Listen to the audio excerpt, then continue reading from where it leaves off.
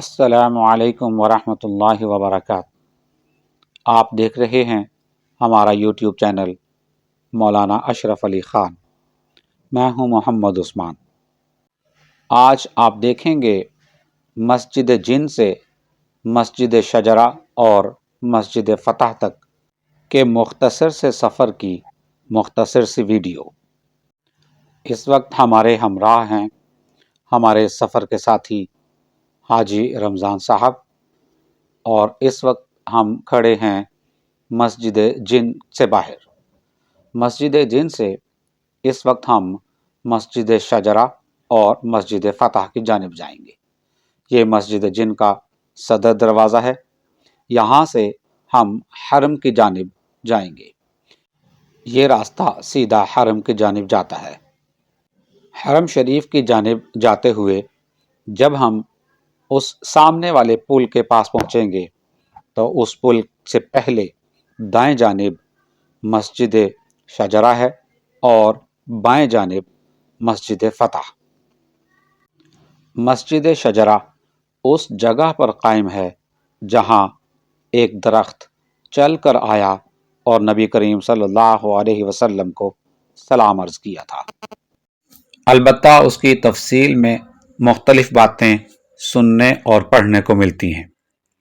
اس وقت ہمارے دائیں جانب یہ مارکیٹ ہے، اور جہاں یہ مارکیٹ ختم ہوتی ہے اس کارنر پر مسجد شجرہ ہے، اور سامنے والے پل سے پہلے اسی روڈ کے بائیں کارنر پر مسجد فتح ہے۔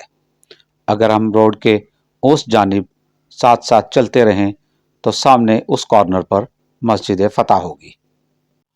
مسجد شجرہ سے متعلق کچھ لوگ کہتے ہیں کہ ایک یہودی نے حضور نبی کریم صلی اللہ علیہ وسلم سے آپ کی نبوت کی نشانی مانگی تو آپ صلی اللہ علیہ وسلم نے درخت کی طرف اشارہ کیا اور وہ چل کر آیا اور آپ کو سلام پیش کیا۔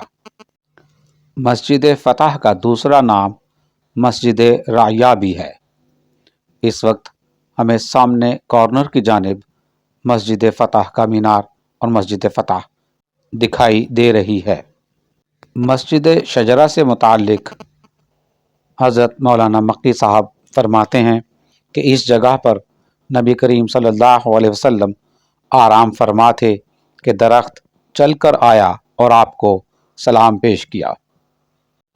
آپ صلی اللہ علیہ وسلم کے جاگنے پر جب صحابہ کرام نے اس ماجرے سے متعلق پوچھا تو آپ صلی اللہ علیہ وسلم نے فرمایا کہ اس درخت نے اللہ تعالیٰ سے اجازت چاہی تھی اور اللہ نے اسے اجازت دی تو یہ مجھے سلام کرنے کے لیے آیا تھا۔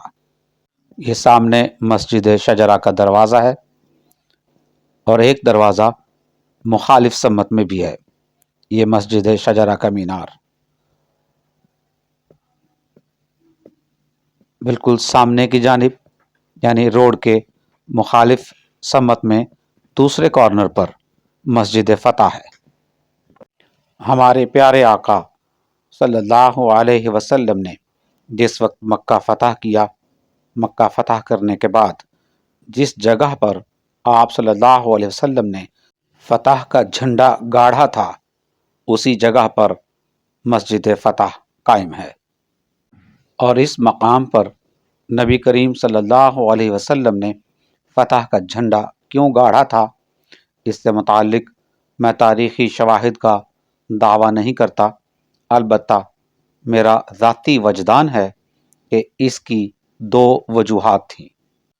ایک تو یہ کہ جب حضرت ابراہیم علیہ السلام نے اللہ تعالیٰ کے حکم پر بی بی ہاجرہ علیہ السلام اور حضرت اسماعیل علیہ السلام کو اس مقام پر چھوڑا تھا جہاں آج خانہ کعبہ اور آب زمزم کا کنواں ہے، اور جب حضرت ابراہیم علیہ السلام انہیں چھوڑ کر واپس جانے لگے تو بی بی ہاجرہ علیہ السلام ان سے پوچھتی رہیں کہ ہمیں آخر اس جنگل بیابان میں کیوں چھوڑ کر جا رہے ہیں، لیکن چونکہ اللہ کا حکم تھا کہ آپ نے بات نہیں کرنی اس لیے کوئی جواب نہ دیا، اور بی بی ہاجرہ علیہ السلام آپ کے ساتھ ساتھ پیدل چلتی رہیں اور بار بار یہی سوال پوچھتی رہیں، یہاں تک کہ آج جہاں جنت المعلی ہے اس مقام تک پہنچیں، اور اس وقت اللہ نے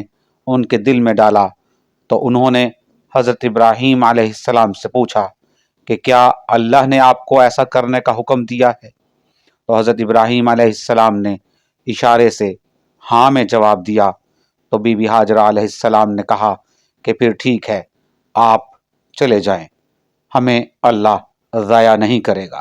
اور دوسری وجہ جو میرے ذہن میں آتی ہے وہ یہ کہ یہ وہ مقام تھا جو جنت معلیٰ کے بالکل قریب اور سامنے تھا، اور جنت معلیٰ وہ جگہ تھی جہاں حضرت خدیجہ رضی اللہ تعالی عنہا مدفون تھی۔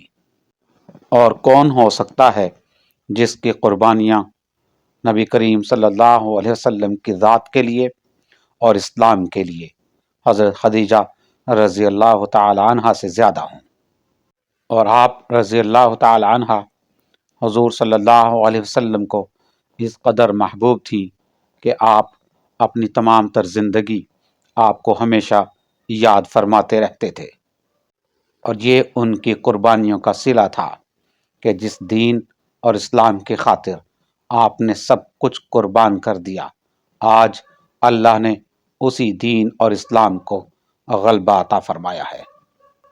بہرحال ایسے کوئی تاریخی شواہد نہیں، یہ محض میری سوچ ہے۔ اس وقت ہم مسجد فتح کے پاس موجود ہیں، تو آئیے ہم مسجد کو اندر سے بھی دیکھتے ہیں اور آپ کو بھی زیارت کرواتے ہیں۔ یہ مسجد فتح کا اندرونی حال ہے۔